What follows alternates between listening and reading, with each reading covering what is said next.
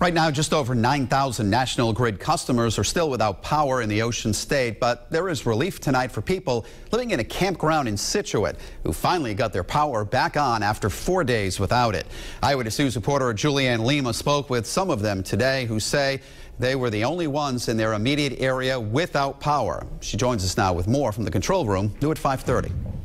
While the majority of Rhode Islanders have their power back, we wanted to check in with those who were still left in the dark on day 4 of the outage.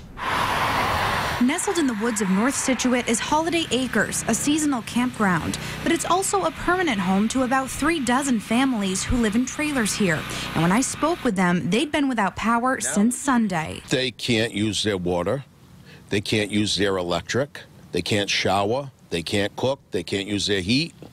It's unlivable. Manager Mark Picard understandably frustrated, saying his property was the only one in the area still in the dark. Every neighbor of mine has their power back, except for us. It feels like we're just forgotten and neglected up here. Carly Faring says she's had to think of creative and sometimes dangerous ways to keep her 3-year-old son warm at night. Put our oven on some nights. And she's not alone. After many days of trying to use car batteries to keep warm, that wasn't a feasible option anymore. I had to break down and go ahead and purchase a generator, which cost me a lot of money. We're a great community up here.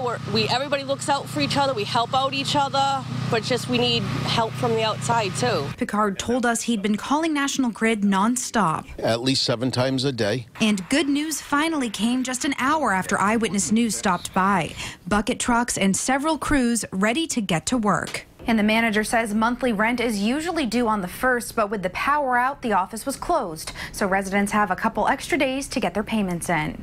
I'm Julianne Lima, Eyewitness News.